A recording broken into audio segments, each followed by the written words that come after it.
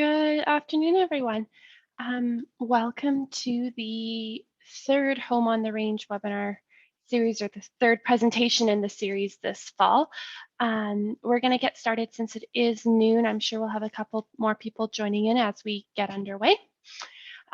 So today we are going to be having a presentation by Amanda Miller on virtual fencing, the future of livestock management.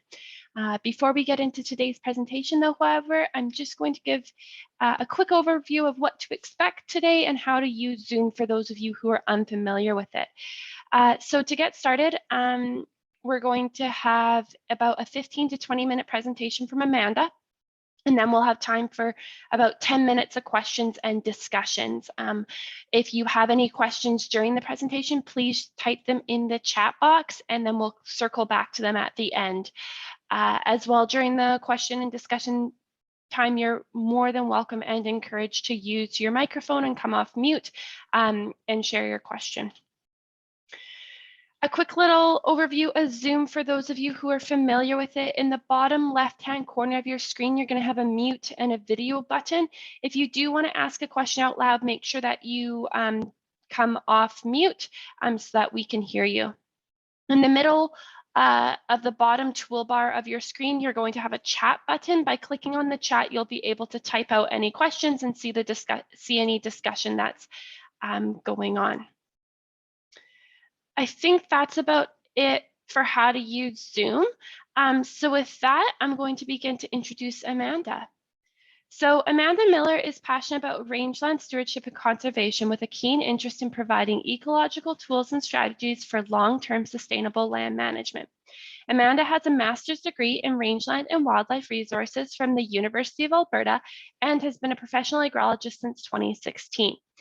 The owner and founder of Palouse Rangeland Consulting, Amanda works largely with the BC Cattlemen's Association and is a supporter of sustainable beef and cattle as a conservation tool. In her free time, you can find her exploring the mountains by foot, on skis, or on horseback. I would also like to add to Amanda's bio that she's also involved with the BC chapter as SRM, as well as the Pacific Northwest section. And with that, you'll be seeing her take over the hosting of these webinar series starting next week. So she should be a familiar face to many of you. So yeah, let's get started, Amanda. I'm really excited to see your presentation on virtual fencing. Perfect. Thank you so much for the introduction there, Haley. So yes, welcome to the presentation. We're looking at virtual fencing, which we're calling the future of livestock management, very optimistically. So here we go. Okay, so the issue, what we're looking at is the problem that kind of created the idea for virtual fencing. We're looking at increasing costs and intensive labor requirements associated with fencing these large areas of remote and rugged terrain for the purposes of livestock management across British Columbia specifically is where this is becoming a burdensome problem. It's pretty much a problem everywhere, but there's some high-level cost issues that we'll look into in the next slide here. And then also we're seeing this reduction in social license for the use of beef across the landscape. The public's become increasingly engaged and critical of environmental impacts, whether they're real or perceived, of beef production across different landscapes. So fencing is a big issue. In British Columbia, fencing costs an average of $17,270 per kilometer to build or rebuild on Crown land, which is a really quite a large cost. There's been a 95% increase per kilometer in less than a decade in costs. And then the 2017-2018 fires destroyed and damaged about 900 kilometers of fence. And we're looking at a repair and replacement estimate of $4.5 million for those 2 years. And then I'm sure everyone's pretty well aware that 2021 we had a very intensive fire season in British Columbia again. And there's an awful lot of Crown infrastructure that's been destroyed in that. So we're going to be looking at another very costly and large scale fencing cost replacement on Crown land. So there has to be some sort of a solution for this. Well, What we've looked at is the creation of a Made in Western Canada virtual fencing project that can have functionality both inside and outside of cellular service. In a nutshell, because it can get complicated, we're looking at how we would enforce virtual fence boundaries via a programming interface that uses a combination of both GPS technology and LTE networks. We'll put physical collars on cattle to enforce this virtual fence system, and that would be using audible alarms and electric pulses delivered by the cattle, delivered by the collar to the cattle.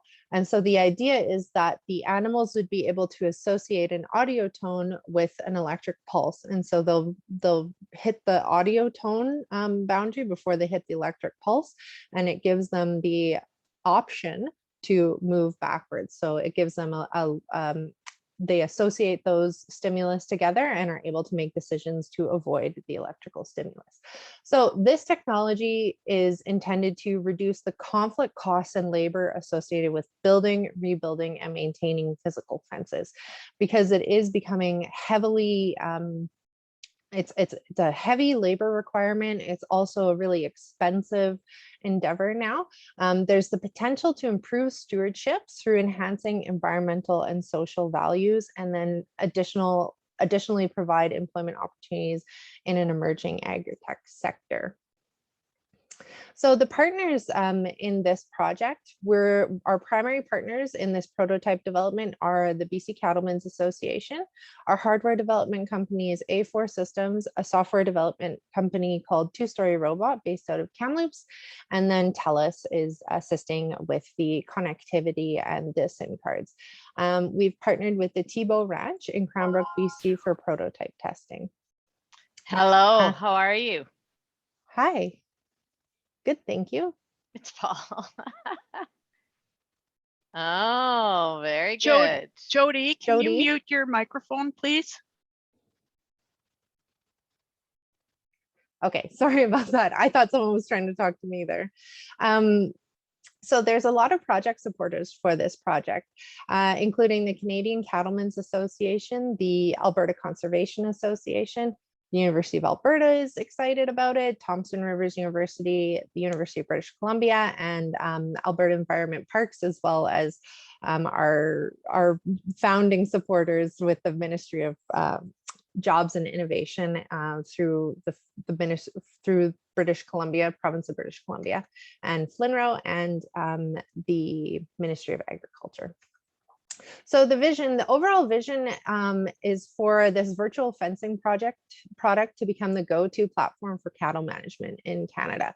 So we're right now in phase one. We're at the very beginning of research and development on this technology. And we're focused really on assuring utility on cattle in conventional range and pasture settings in British Columbia.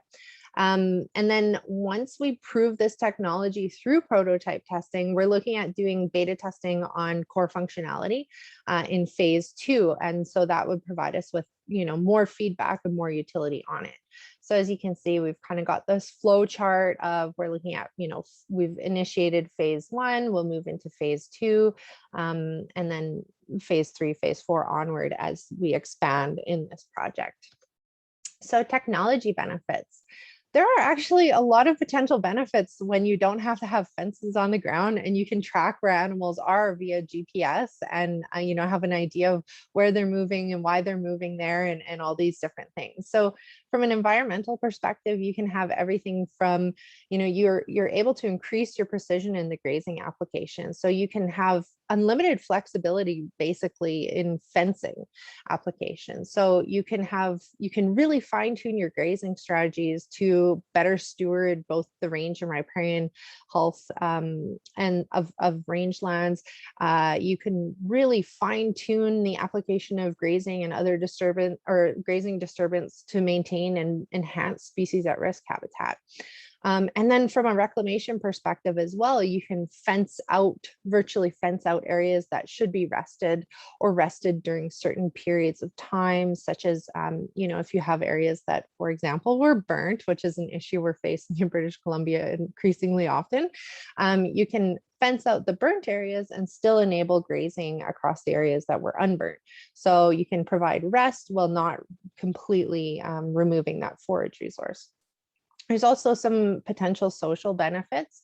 There's reduced conflict. If you're not having fences and issues with open gates, then recreational users have less conflict with range users. Again, reduced access barriers for recreational users. There can be some improved aesthetic values with removal of fencing infrastructure.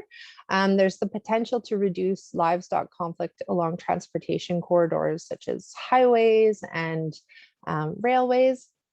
And then, of course, it helps with being neighborly because there's the potential to have access to, crop fields without having to put up new permanent fencing, and then also allows you to track your cattle in a way that's a bit easier so that if they get out into the neighbors' fields, you know right away.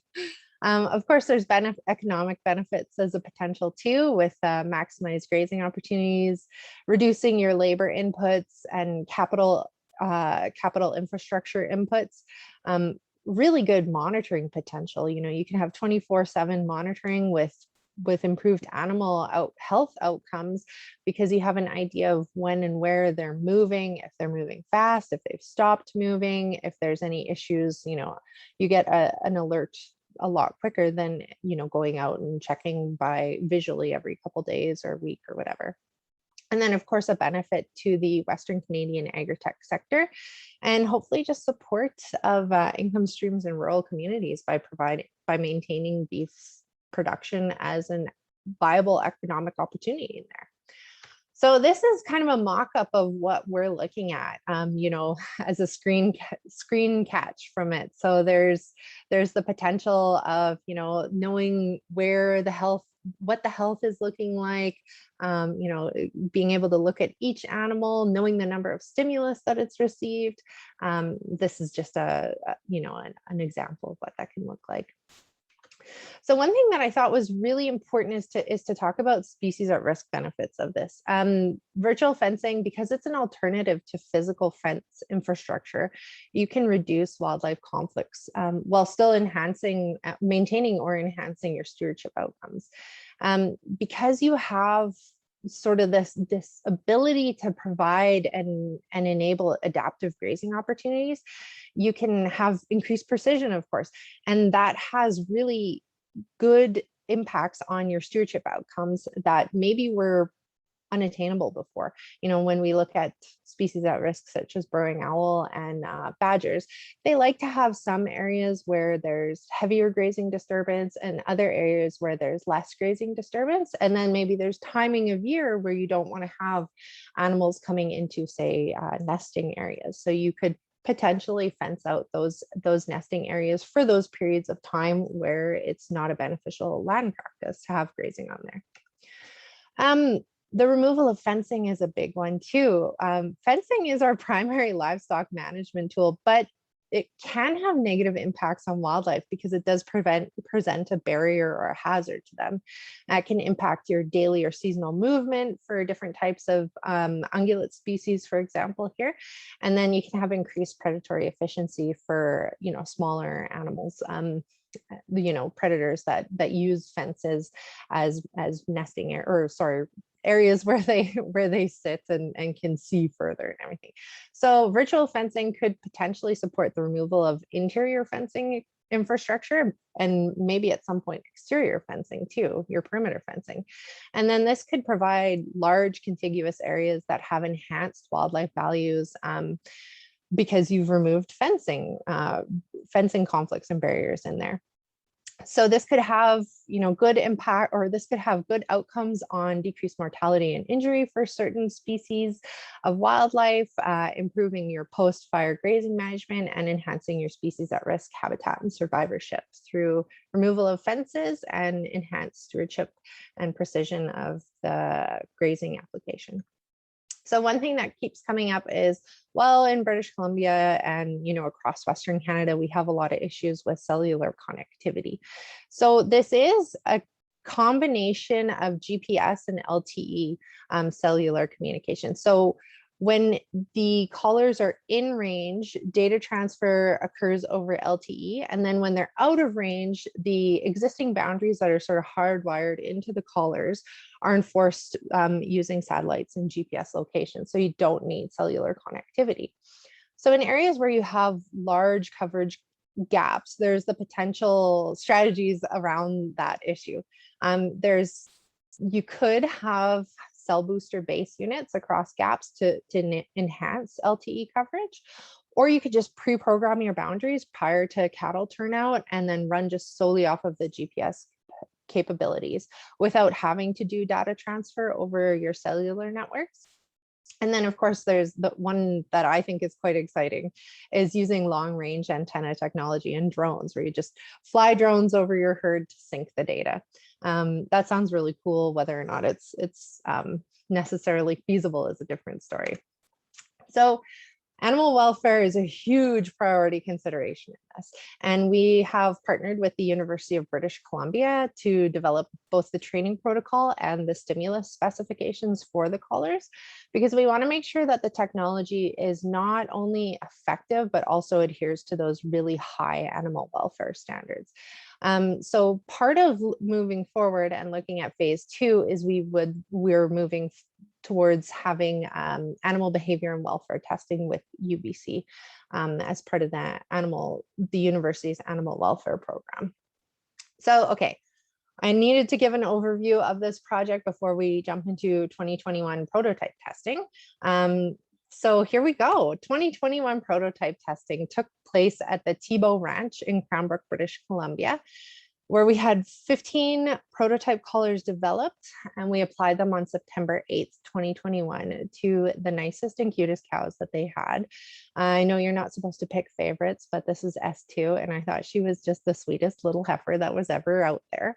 So we put the collars on and then provided a 2-day habituation period. And this is based off of previous research in virtual fencing down in Australia. Where you provide an area for animals to get used to having this on their neck that has, all the shade, water, forage, everything. So they get used to having it on before you start applying any stimulus. So this is what they look like in their habituation pasture. Lots of food, lots of shade, lots of water. We found when we applied the collars to the animals, they were quite calm about it, maybe 30 seconds to 2 minutes of shaking their head. And then it was generally, they very quickly became accustomed to having them. So the first phase of training, we used an electric fence to enforce a virtual boundary. Just to provide a visual prompt, because these animals were already trained to electric fences, and cattle are quite visual animals. And this is something that came out of our work with UBC's animal welfare department is, because cattle are quite visual, we wanted to provide this visual prompt instead of just throwing them straight into having the audio and the physical electric stimulus. So we put this electric fence up, and then we put the cattle out in there and enforced the virtual boundaries on September 10th after that 2-day habituation period. What we found was that the GPS was functional on the user interface. We were able to see where the animals were moving over the electric interface, but for some reason there was no stimulus that were occurring through the collars, so we weren't getting that audio or electric stimulus. And it took a little while to figure out what was going on. So we did partially a field hardware diagnostic to try to fix things in the field, but we did end up we're unable to fix the issue in the field and had to send the collars back to our hardware development company, A4, to their headquarters for further diagnostics and hardware fixes. So basically, we didn't quite get what we wanted, but this is kind of what the front end of research and development looks like.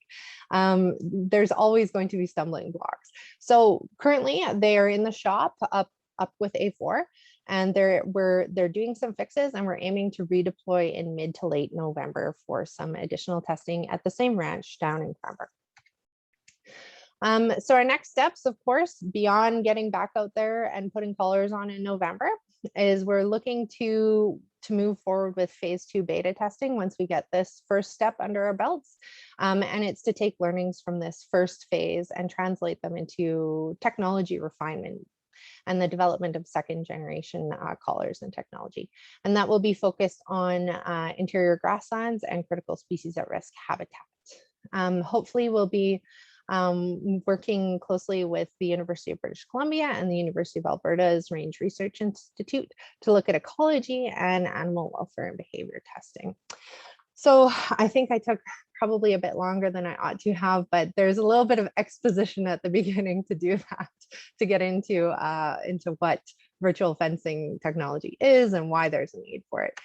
So I would like to turn it over to Haley. Awesome, Amanda. Thank you for the great presentation. Really interesting project you're starting to work on here. And I'm excited to see what comes out of the next, out of this winter and when you redeploy and what, how it goes next year when you have a larger number of collars out on the land base. Super excited, yeah, to see where this goes. With that being said, we will open it up for questions from the audience. I know one came in right in the beginning of the presentation, Amanda. The dollar estimates for fencing costs, was that in Canadian dollars? Yes, that's in Canadian dollars. But even if it was in US dollars or euros or anything, it's still a lot. Good point. With that, we have Hannah Tomlinson asked, what is the cost of the collars / software setup per cow? Well, we're right at the very front end of research and development because we're building this from the ground up. There's not yet a cost estimate for what they would be once we move to commercialization. We're aiming to have it be under $1,000 per collar, once we move into the first phase of commercialization. But really, once we start to scale up production, you get those scales of efficiency, and we're hopeful that the pricing will be reduced. But as of now, I can't really say what it would be because we don't have a commercial product yet. Right. Thank you, Amanda.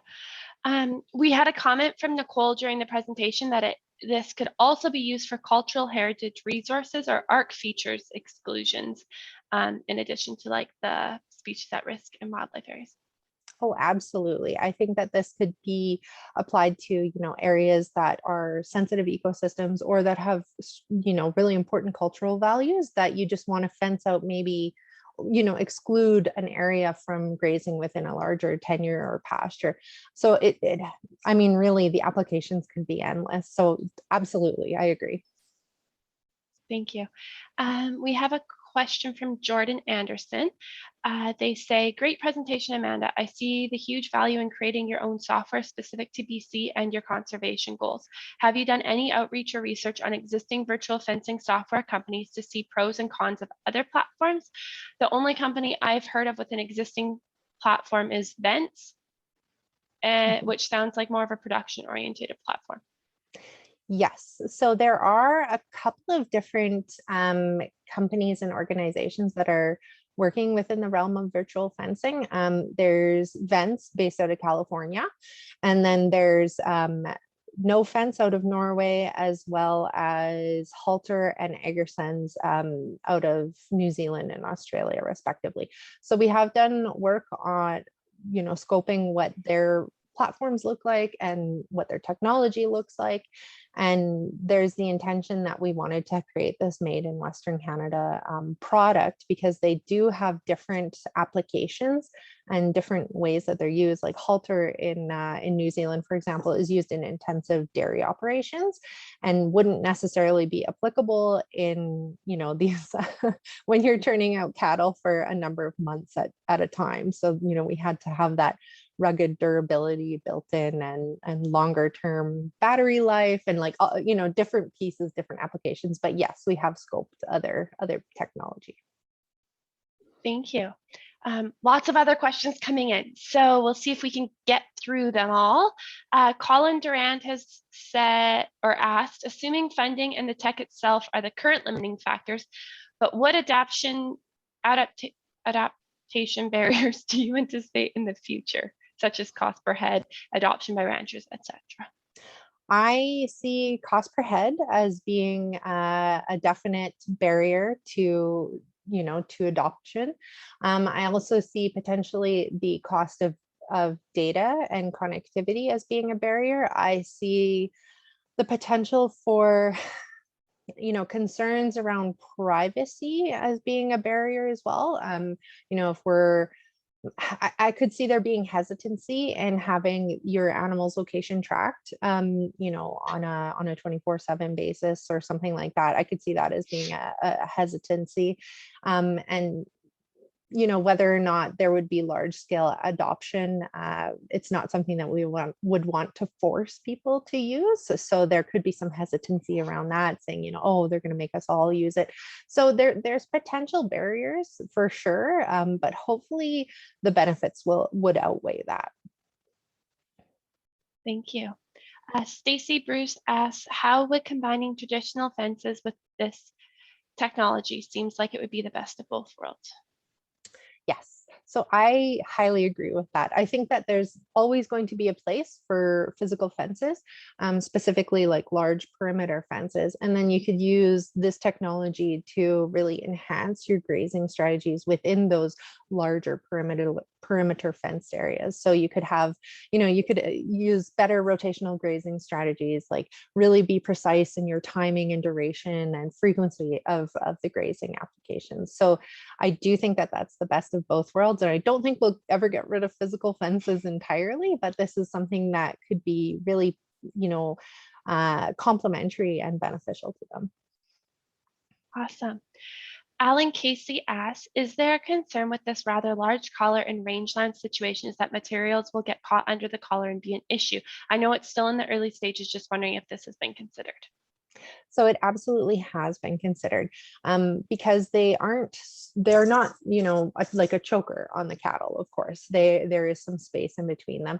And so there's the idea that, well, we talked, okay, well, if a stick gets through there, for example, well, if a stick is small enough to fit in there, it's probably small enough that a cow could break it because they're relatively large animals. But then you start thinking about, oh, well, what if it's a metal post or something of that sort? So I think that that's going to be one consideration moving forward, is whether or not there should be some form of a safety release on them, where if they get caught and there's, a certain amount of force applied as the animal's trying to get out, maybe there's some sort of a release. So you don't end up with animals being hung up on something. And it's something that I think will prove out through testing. And that's why we wanted to test in these conventional range and pasture areas where there are trees and there are, obstacles and things like that, to get an idea of how those pieces play into it as well. But yeah, that's a really good point. Yeah, great considerations, Amanda. Sarah Peters says, great presentation, Amanda. In your opinion, how do you see this working in a crown land setting? It may not be feasible to collar every cow. How do you see the boundaries being drawn on the landscape? Yes, so I do think that it's, I don't know if you necessarily would need to collar every animal. So there's been, Australia has done a fair bit of research on virtual fencing as a land use, or sorry, as a tool. And there is some finding that if you collar a certain amount, like a certain percentage of your herd, and especially if they're animals that are more like, higher in sort of the herd pecking order, if you will, that you don't need to have them all collared, and then generally they will follow along with the majority of the herd, and especially with those animals that are in more of the alpha positions. So I could see maybe in a crown range situation, specifically in BC where it's quite large areas, I could see that you wouldn't need to collar every single animal, and they would probably move all together. For example, we can't collar calves because they grow. And I think that, there could be I think it's something that we need to do research on as this technology evolves, to see what exactly the amount is and how this would work out well in those sort of grazing situations. Thank you. We'll sneak in one last question here. Hannah Tomlinson asks, how do you mark the boundaries of the virtual fence so the cows have a visual before they get a bump? Yes, so that's actually part of this whole training protocol, is when you're going to train a herd, you would want to provide a visual boundary. So in this case, with the Tebow Ranch, we used electric fencing with, pegs, because they were really, they're trained to electric fencing. And the electric fence wasn't turned on or anything. It was just to provide that visual prompt. So in other applications we've discussed, we would probably just use flagging if an animal wasn't trained to an electric fence or anything like that. It's just something to provide a visual boundary, and then they start to build the association and learn the association between the audio tone and the electric stimulus. And so the visual prompt is just to give them something, and then they hear the tone, they see the visual thing, be it flags or electric fence, and then they hit the electric pulse.